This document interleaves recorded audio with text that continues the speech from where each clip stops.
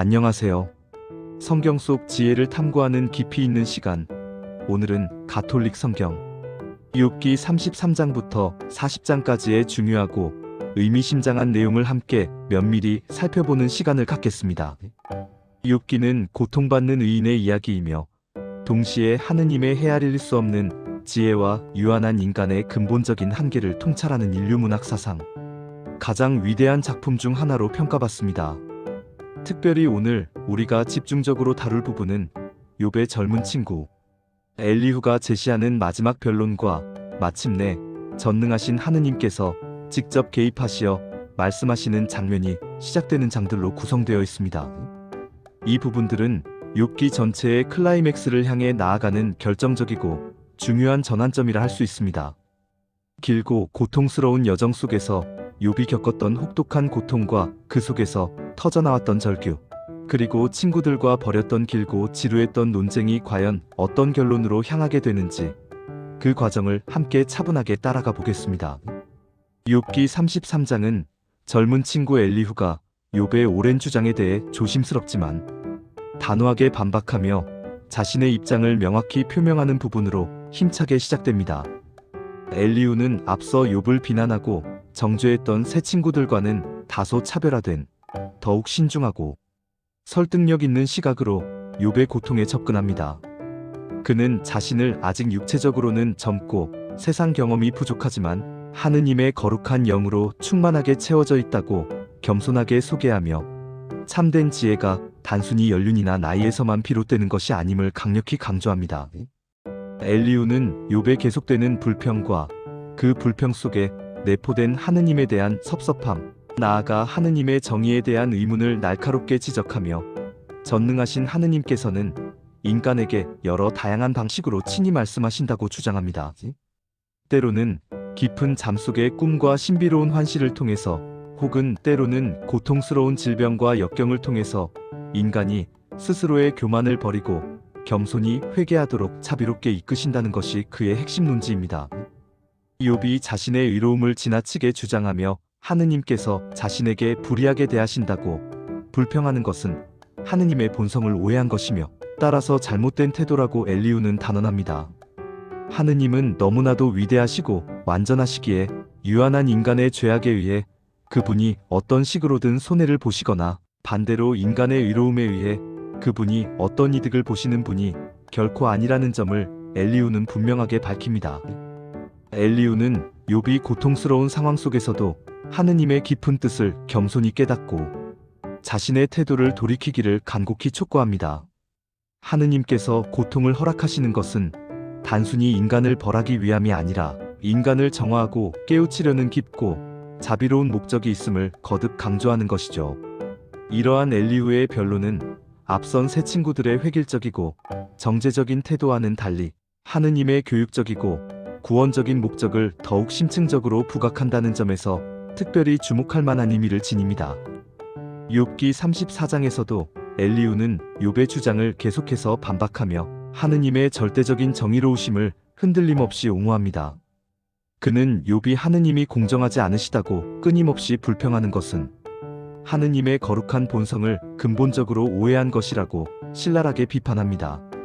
엘리후는 하느님께서 악인을 반드시 벌하시고 의인을 자비롭게 구원하시는 분이심을 분명히 하며 결코 그 누구에게도 불의하게 대하시지 않는다고 단호히 말합니다. 온 우주 만물을 창조하시고 다스리시는 분이 어떻게 스스로 악한 행위를 하실 수 있겠느냐는 것이 그의 확고한 논리입니다. 만약 하느님께서 악하시다면 누가 이 복잡하고 광대한 세상을 질서 있게 통치할 수 있겠느냐고 반문하며 하느님의 통치는 언제나 완전하고 지극히 정의롭다고 역설적으로 강조합니다. 또한 엘리후는 하느님께서 인간의 모든 행위를 세밀하게 지켜보시고 그 행위에 따라 공정하게 심판하신다는 점을 거듭 강조합니다. 아무리 은밀하고 숨겨진 곳에서 행해진 악행이라 할지라도 전능하신 하느님께서는 모두 명확히 아시고 정의롭게 심판하신다는 것이 그의 핵심 주장입니다. 이는 욥이 자신의 결백을 강하게 주장하며 하느님께 항변했던 태도를 간접적으로 비판하는 것이기도 합니다. 엘리후는 욥에게 자신의 고통의 원인을 하느님께 돌리지 말고 오히려 자신의 내면을 깊이 성찰하며 하느님의 거룩한 뜻을 겸손히 헤아리라고 진심으로 충고합니다. 하느님은 지극히 지혜로우시고 전능하시며 그분의 모든 판단은 항상 옳다는 것을 다시 한번 강조하면서 말입니다. 엘리후의 이러한 변론은 욥의 현재 고통이 하느님의 불공정함 때문에 발생한 것이 아니라 인간의 유한한 지혜로는 온전히 이해할 수 없는 더 큰 섭리 안에 존재함을 시사하려는 신중한 시도라고 볼 수 있습니다. 욥기 35장은 엘리후가 욥의 또 다른 핵심 주장을 반박하는 내용으로 이어집니다. 욥은 자신의 의로움이 하느님께 아무런 이득도 가져다 주지 못하고 반대로 자신의 죄악 또한 하느님께 아무런 해를 끼치지 못한다고 주장했습니다. 이에 대해 엘리후는 욥의 이러한 생각이 인간 중심적인 오만과 편견에서 비롯된 것이라고 날카롭게 지적합니다. 하느님은 유한한 인간의 행위로 인해 좌우되거나 영향을 받는 분이 결코 아니시며 그분의 위대함과 완전함은 인간의 미천한 이해를 훨씬 뛰어넘는다는 것이 엘리후의 확고한 주장입니다. 엘리후는 하느님께서 인간의 죄악에 직접적으로 영향을 받으시는 분이 아니라 인간이 죄를 지으면 그 죄의 필연적인 결과가 궁극적으로 인간 자신에게 되돌아오고 반대로 인간의 의로움은 다른 사람들과 공동체에 선하고 긍정적인 영향을 미친다고 명확하게 설명합니다. 즉, 전능하신 하느님께서는 인간의 행위와 관계없이 언제나 지극히 높고 완전하신 분이라는 것입니다. 또한 엘리후는 억압받는 자들의 고통스러운 부르짖음과 애통함이 때때로 하느님께서 외면하시는 것처럼 보일 때에도 하느님은 결코 침묵하시거나 무관심하신 것이 아니라 그분의 정해진 때에 반드시 응답하신다고 힘주어 말합니다. 인간이 하느님께 응답하지 않는다고 해서 그분께서 침묵하시거나 인간의 고통에 무관심하신 것이 아님을 강조하는 것입니다. 이는 욥이 자신의 극한 고통 속에서 하느님이 침묵하신다고 느껴왔던 것에 대한 직접적인 반론이기도 합니다. 엘리후는 욥이 하느님의 광대한 섭리를 온전히 이해하지 못하고 헛된 말로 자신의 무지와 오만함을 드러내고 있다고 비판하며 하느님은 침묵하시는 분이 아니라 인간이 유한한 지혜로는 이해하지 못하는 더 큰 방식으로 역사하시는 분임을 다시 한번 깊이 상기시킵니다. 욥기 36장에서 엘리후는 자신의 마지막 변론을 더욱 확고하고 설득력 있게 펼쳐나갑니다. 그는 전능하신 하느님의 헤아릴 수 없는 위대하심과 완벽한 공의로우심을 진심으로 찬양하며 욥에게 하느님의 심오한 뜻을 겸손하고 온전히 받아들이라고 간곡히 권면합니다. 엘리후는 하느님께서 전능하시고 지극히 지혜로우시며 그분의 모든 행동과 결정에는 항상 의롭고 선한 목적이 담겨 있다고 단호하게 주장합니다. 하느님께서는 악인을 반드시 벌하시고 의인을 자비롭게 구원하시며 때로는 고통과 시련을 통해서도 인간을 교육하고 훈계하신다는 것입니다. 특히 엘리후는 하느님께서 고난을 통해 인간에게 말씀하시는 신비로운 방식에 특별히 주목합니다. 고통은 단순히 죄에 대한 벌이 아니라 인간이 자신의 잘못을 깨닫고 교만을 버리며 전능하신 하느님께로 겸손히 돌아오게 하는 중요한 수단이 될 수 있다고 심도 깊게 설명합니다. 하느님은 고난 중에 있는 사람들의 영적인 귀를 여시고 그들에게 귀한 교훈을 주시며 그들이 죄와 악에서 돌이켜 올바른 길로 나아가도록 강하게 촉구하신다는 것입니다.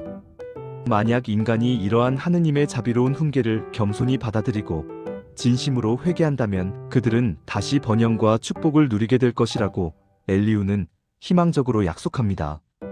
하지만 만약 그들이 하느님의 거룩한 말씀을 거역하고 고집을 부린다면 그들은 결국 멸망과 비극을 맞이하게 될 것이라고 엄중하게 경고합니다.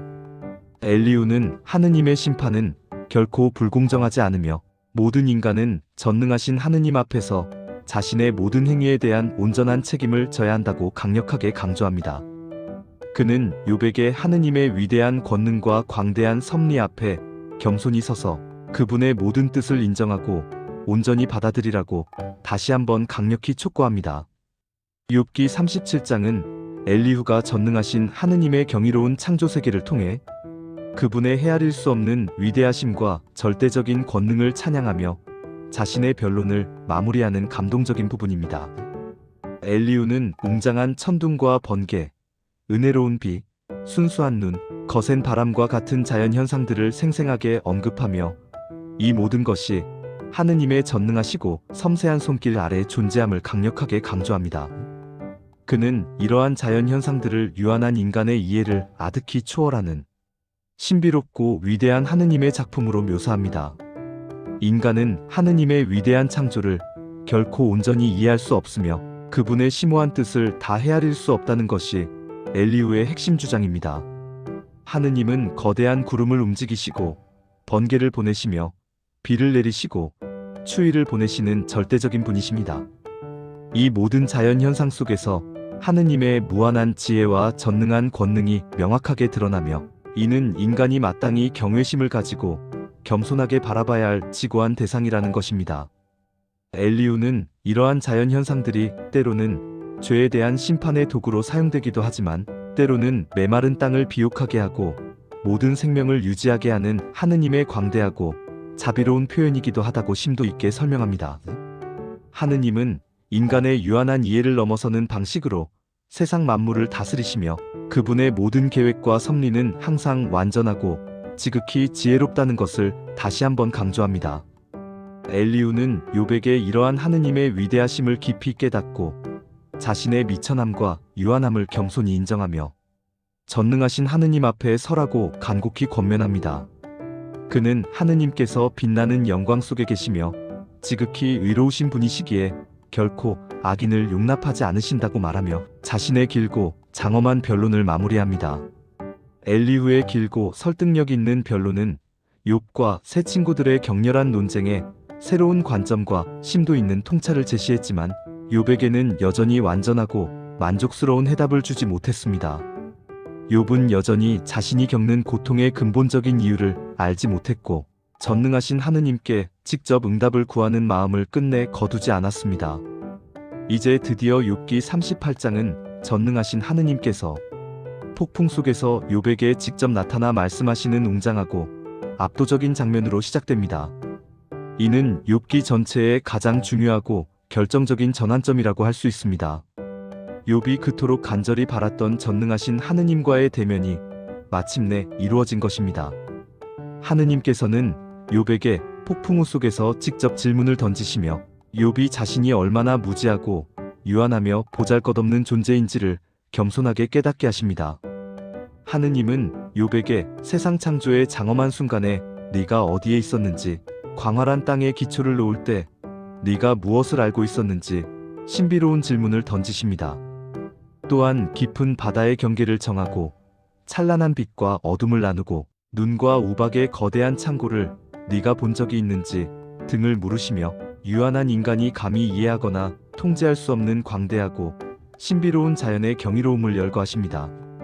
하느님의 이 심오한 질문들은 욥의 유한한 지식과 이해의 한계를 명확히 드러내며 동시에 인간의 근원적인 오만함을 깊이 깨뜨립니다. 욥은 자신이 그동안 하느님을 향해 던졌던 수많은 질문과 불평이 얼마나 어리석고 무모한 일이었는지를 비로소 깨닫게 됩니다.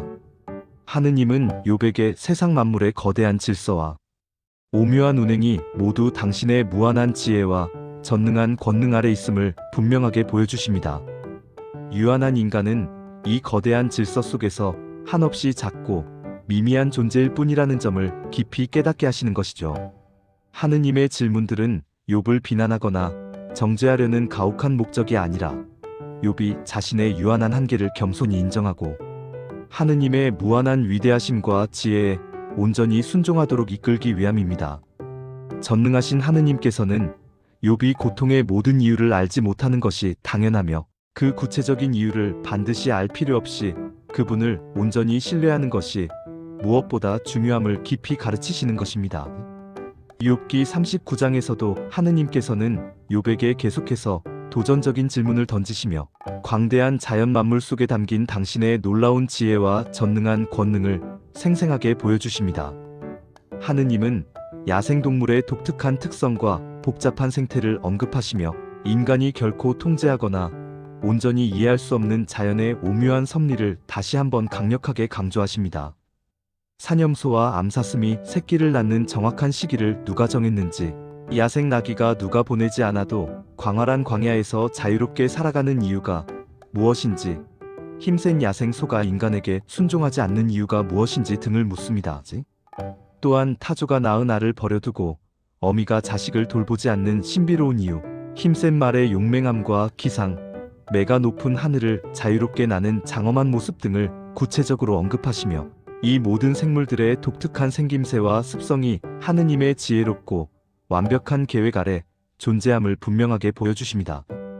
전능하신 하느님은 이 모든 것을 창조하시고 다스리시는 유일한 분이시며 유한한 인간은 그분의 깊고 헤아릴 수 없는 뜻을 결코 다 헤아릴 수 없음을 다시 한번 깊이 깨닫게 하십니다. 하느님의 이 심오한 질문들은 욥에게 유한한 인간의 지식이 얼마나 미미하고 보잘것없는 것인지를 생생하게 상기시키고 하느님의 광대한 창조 질서와 오묘한 섭리가 얼마나 경이롭고 광대한지를 깊이 깨닫게 합니다. 욥은 이 질문들 앞에서 자신이 얼마나 무지하고 어리석은 존재였는지를 마음 깊이 반성하게 됩니다. 전능하신 하느님께서는 욥에게 고통의 직접적인 원인을 일일이 설명해 주시는 대신 당신의 절대적인 주권과 무한한 지혜를 보여주심으로써 욥의 믿음을 더욱 깊고 온전하게 그리고 성숙하게 만드시려는 숭고한 의도를 갖고 계신 것입니다.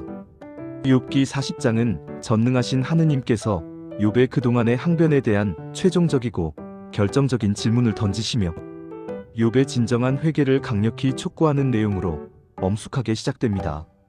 하느님은 욥에게 모든 것을 비난하고 불평하는 자가 이제 전능한 이에게 직접 대답할 것이냐? 라고 단호하게 물으십니다. 이 엄중한 질문은 욥이 그동안 하느님께 던졌던 수많은 불평과 항변 그리고 도전적인 태도를 깊이 되돌아보게 합니다. 욥은 이 질문 앞에서 자신의 무지를 비로소 깨닫고 겸손하고 경외로운 자세로 대답합니다. 보십시오. 저는 한없이 미천하고 보잘것없습니다. 제가 감히 무엇이라 말씀드려야 할까요? 저는 다만 손으로 저의 입을 가릴 따름입니다. 욥은 자신이 전능하신 하느님 앞에서 얼마나 보잘것없고 유한한 존재인지를 진심으로 인정하고 더 이상 그분께 할 말이 없음을 솔직하게 고백합니다. 이는 욥의 진정한 회개와 전능하신 하느님께 대한 완전한 항복을 의미하는 매우 중요하고 감동적인 순간입니다. 그러나 하느님께서는 여기서 멈추지 않고 욥에게 다시 한번 더욱 도전적이고 심오한 질문을 던지십니다. 너는 과연 내 정의로운 심판을 부인할 수 있느냐? 너의 의로움을 내세우기 위해 나를 감히 단죄할 참이냐? 이 질문은 욥이 하느님께 불평했던 핵심적인 내용을 다시 한번 날카롭게 짚어주는 것입니다. 하느님은 욥에게 당신과 같은 절대적인 능력으로 온 세상을 다스릴 수 있는지, 당신과 같은 무한한 권능으로 악인을 공정하게 심판할 수 있는지 등을 물으시며 유한한 인간의 근본적인 한계를 다시 한번 명확하게 깨닫게 하십니다. 그리고 전능하신 하느님께서는 이제 이 세상에 존재하는 두 거대한 괴물, 곧 베헤못과 레비아탄에 대해 상세히 언급하시며 당신의 압도적인 창조 능력과 전능한 권능을 더욱 강조하십니다. 먼저 베헤못은 육지의 가장 강력하고 거대한 동물로 묘사되며 그 거대함과 엄청난 힘은 유한한 인간이 감히 통제할 수 없는 존재임을 여실히 보여줍니다. 하느님께서는 욥에게 이 거대한 괴물과 감히 맞서 싸울 수 있는지, 그를 힘으로 굴복시킬 수 있는지 물으십니다. 이 거대한 창조물을 통해 하느님께서는 당신의 절대적인 주권과 전능한 권능을 다시 한번 명확하게 드러내시며 유한한 인간의 한계를 분명하게 상기시키십니다. 욥기 33장부터 40장까지의 장엄한 여정은 욥이 겪었던 혹독한 고통의 심연과 그 속에서 싹튼 전능하신 하느님에 대한 깊은 의문, 그리고 마침내 전능하신 하느님의 직접적인 개입으로 인해 그가 자신의 유한한 한계를 비로소 깨닫고 겸손하게 회개하는 감동적인 과정을 면밀하게 담고 있습니다. 엘리후의 설득력 있는 변론은 욥에게 하느님의 교육적이고 구원적인 목적을 제시하며 기존의 친구들과는 다른 새로운 시각을 제공했지만 욥에게는 여전히 완전한 해답이 되지 못했습니다. 그러나 폭풍 속에서 장엄하게 나타나신 하느님의 말씀은 욥에게 고통의 구체적인 이유를 직접적으로 설명하는 대신 당신의 무한한 지혜와 전능한 권능을 보여주심으로써 욥의 유한한 시야를 광대하게 확장시켰습니다. 욥은 하느님의 광활하고 경이로운 창조 세계 앞에서 자신의 미천함과 무지를 비로소 깨닫고 더 이상 전능하신 하느님께 항변하거나 불평할 수 없음을 진심으로 인정하게 됩니다. 이는 고통의 모든 원인을 일일이 파악하는 것보다 고통과 시련 속에서도 전능하신 하느님을 온전히 신뢰하고 그분의 지혜로운 섭리에 겸손히 순종하는 것이 훨씬 더 중요함을 우리에게 깊이 보여주는 메시지입니다. 욥기는 우리에게 고난의 의미와 전능하신 하느님의 주권을 깊이 성찰하게 하는 위대하고 시대를 초월하는 가르침을 선사합니다. 비록 우리가 고통의 모든 이유를 다 알 수 없을지라도 우리는 전능하신 하느님의 무한한 지혜와 변함없는 사랑을 온전히 신뢰하며 그분께 겸손하고 경외로운 자세로 나아가야 할 것입니다. 다음 시간에는 욥기의 감동적인 마지막 부분, 욥의 최종적인 회개와 전능하신 하느님의 놀라운 축복에 대해 함께 심도 있게 나누겠습니다. 감사합니다.